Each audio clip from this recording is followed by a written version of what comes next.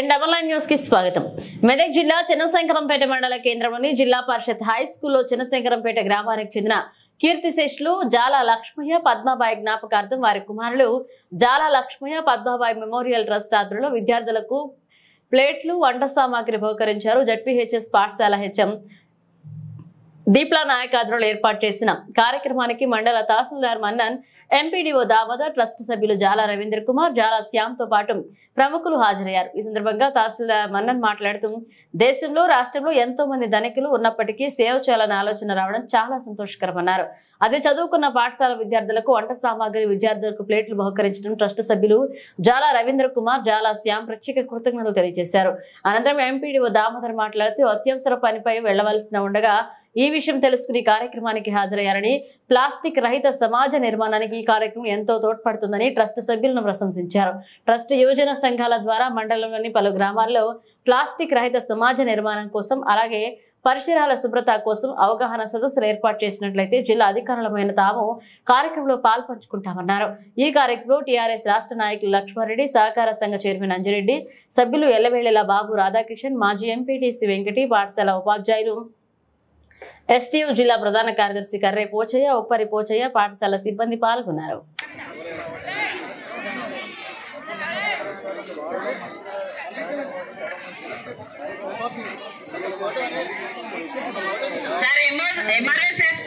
ఒక్క 2 నిమిషాలు సార్, మీకు చాలా అర్జెంట్ వర్క్ ఉన్నట్టు సార్. ఎంపీడీఓ సార్ ఈ స్కూల్లో మేము చదువుకున్నాం.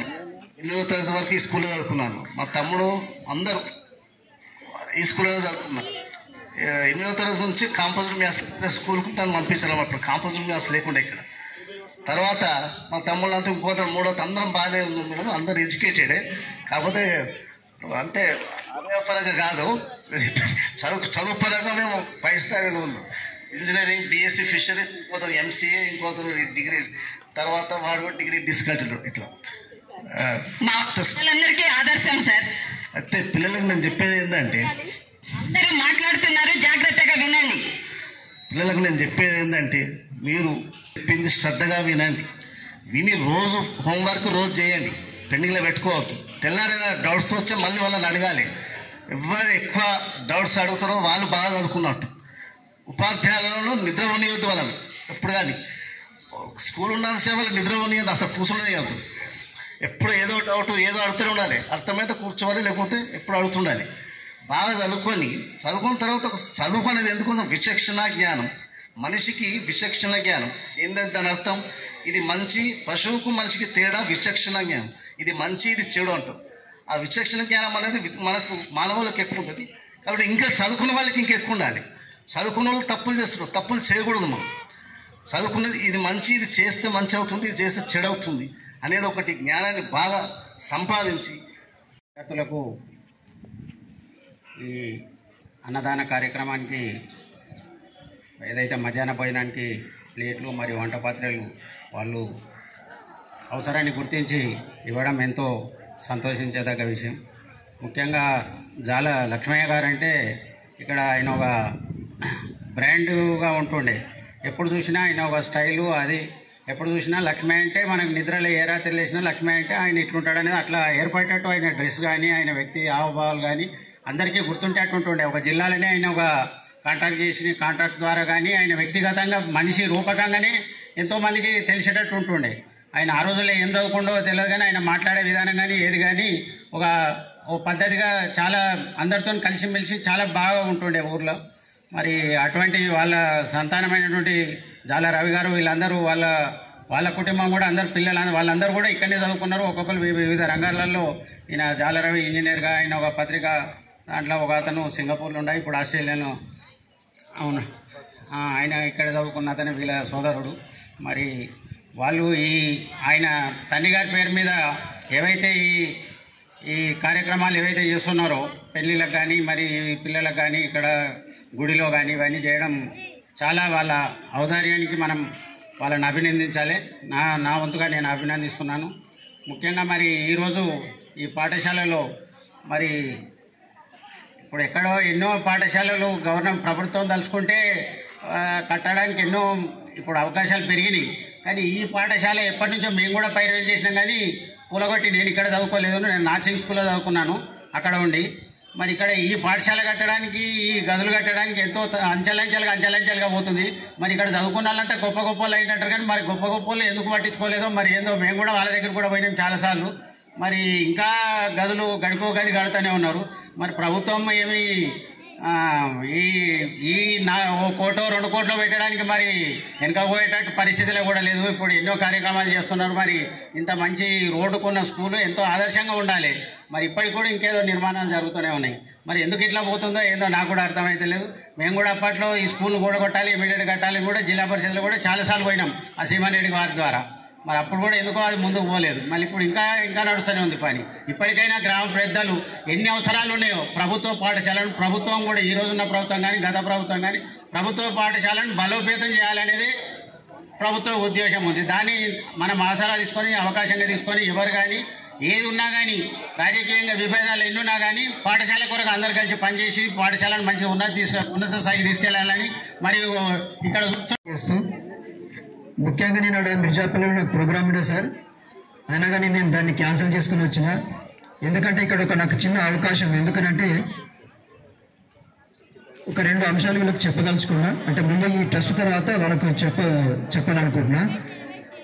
గ్రేట్ సార్, మీరు నిజంగా మీరు ఈ స్కూల్లో చదువుకొని మీ నాన్న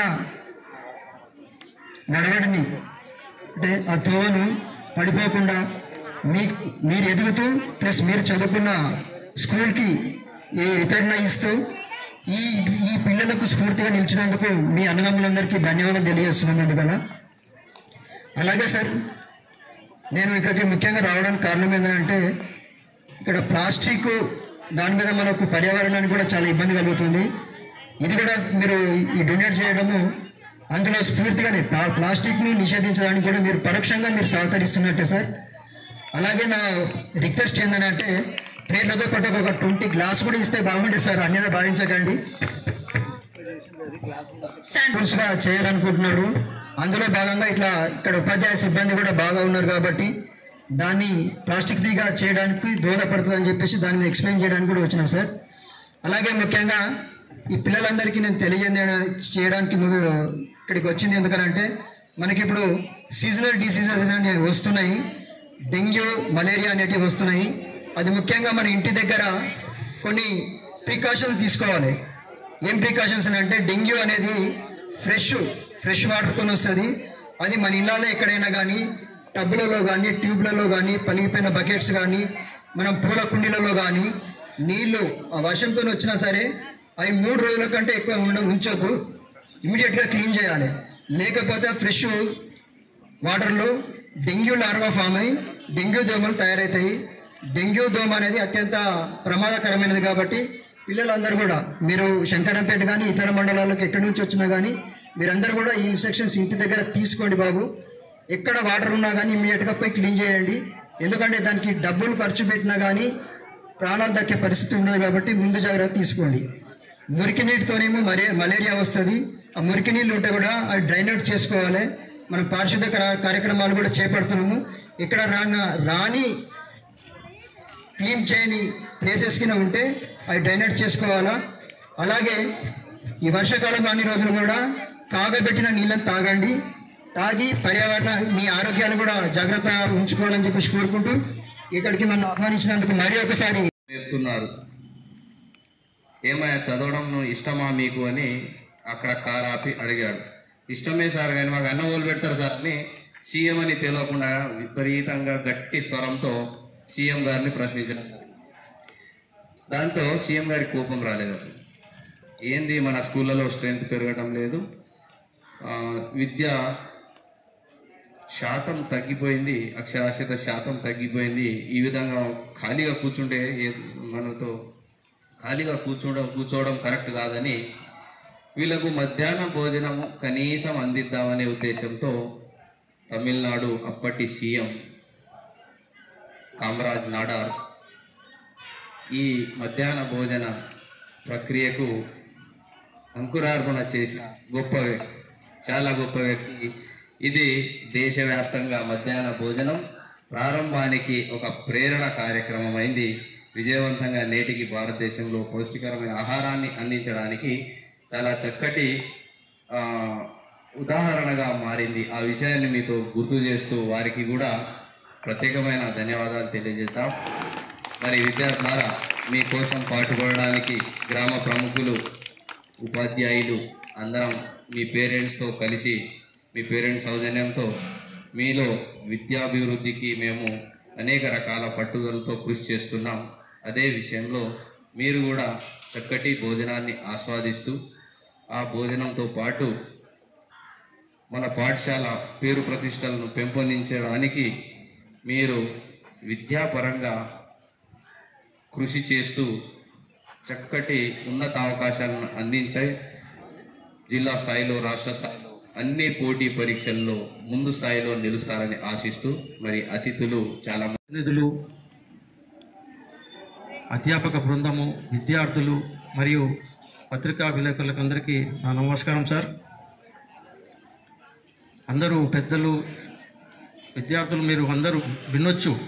దాదాపుగా 10-15 మంది వక్తలు వారి వారి అనుభవాలను, జీవిత అనుభవాలను, ఈ స్కూల్లో చదువుకున్న నాటి కార్యక్రమాలను, మాటలను చెప్పారు. దాన్ని విని కొందరైనా మారి మీ భవిష్యత్తులో వాళ్ళలో ఒకరే కావాలని కోరుకుంటున్నాను నేను కూడా. కాబట్టి ముఖ్యంగా అసలు ఈరోజు ఈ కార్యక్రమానికి స్టార్ట్ చేసిన మన జాలా ట్రస్ట్కి సంబంధించిన రవీందర్ గారు మరియు శ్యామ్ గారికి నా తరఫున కూడా కంగ్రాచులేషన్ చెప్తూ, మనలో దేశ ప్రజల్లో కావచ్చు, దేశంలో కావచ్చు, ప్రపంచంలో కావచ్చు ఎంతోమంది ధనికులు, కోట్లాధిపతులు, అర్హులు ఉంటారు. తనకున్న ఆస్తిలోకి వెళ్ళి కొంత ఇతరులకు ఖర్చు చేయడం అనేది రావడం అది చాలా గొప్ప విషయం. అది అందరికీ రాదు. తన దగ్గర డబ్బు ఉండొచ్చు, ఆస్తులు ఉండొచ్చు, తరతరాలు తిన్న కరగని ఆస్తి ఉన్నప్పటికీ కూడా ఇతరులకు సహాయం చేయాలనే మనసు రావడం అదే పెద్ద గొప్ప ఆస్తి. దాన్నే మనం వాళ్ళ ఏదైతే విషయాలను ఏదైతే ట్రస్ట్గా వాళ్ళు చేసే ఈ మండలంలోనూ కావచ్చు, జిల్లాలో కావచ్చు సహాయ కార్యక్రమాలను చేస్తున్న వాటిని మనం అందరం అభినందించాల్సిన విషయము. కాబట్టి అందులో విద్యార్థులకు, ప్రభుత్వ పాఠశాలలోని విద్యార్థులకు సహాయం చేయడం అనేది కూడా చాలా గొప్ప విషయం. ఆ తర్వాత ఇంకో విషయం, శంకరంపేట జిల్లా పరిషత్ హై స్కూల్లో చదివిన పూర్వ విద్యార్థుల గురించి చాలామంది చెప్పారు. అందులో నాకున్న చిన్న అనుభవం, మన సుభాష్ రెడ్డి గారు, మన సుప్రీంకోర్టు రిటైర్డ్ జడ్జి గారు నాకు ఒక 2 నెలల ముందు మన మండలం ఎంఆర్ఓ ఆఫీస్కు రావడం జరిగింది తన భూమి విషయం గురించి. అప్పుడే పెద్ద ఆశ్చర్యపోయాను. ఇంత పెద్ద హోదాలో దేశం అత్యున్నత న్యాయస్థానమైన న్యాయస్థానంలో పనిచేసిన జడ్జి గారు మన ఈ శంకరంపేట 6 మండలం విద్యార్థి అని చెప్పి సార్ కనీసం 2 గంటలు మన ఆఫీస్కు కూర్చొని శంకరంపేట 6 మండలం యొక్క గొప్పతనము, స్కూల్ గొప్పతనము చెప్పడం జరిగింది. చాలా ఆశ్చర్యపోయాను నేను. కాబట్టి మీరు కూడా ఇంకా సుభాష్ రెడ్డి సార్ కాదు, మన వక్తలు చెప్పినట్టుగా చాలామంది ఈ పాఠశాల నుండి చదివి చాలా ప్రస్తుతం గొప్ప స్థానాల్లో ఉన్నారు. కాబట్టి మీరు ఈరోజు ఏదైతే జరుగుతున్న కార్యక్రమంలో విన్నందుకు కొందరైనా ఆ స్ఫూర్తితో తయారు కావాలని కోరుకుంటున్నాను. ఇక ఇంకో విషయము, మా ఎంపీడీఓ గారు చెప్పినారు, జిల్లా అడ్మినిస్ట్రేషన్ చాలా కఠినంగా ఉంది ప్లాస్టిక్ వాడకం మరియు పారిశుద్ధ్యం మీద. మన మండలంలోనే ఒక గ్రామంలో ఒక విద్యార్థి, సరే మన దగ్గర కాదు కానీ వేరే హాస్టల్లో చదువుకుంటూ ఒక సంఘటన జరిగింది. కాబట్టి మిమ్మల్ని అందరినీ కోరేది, మీరు దాదాపు ఇక్కడ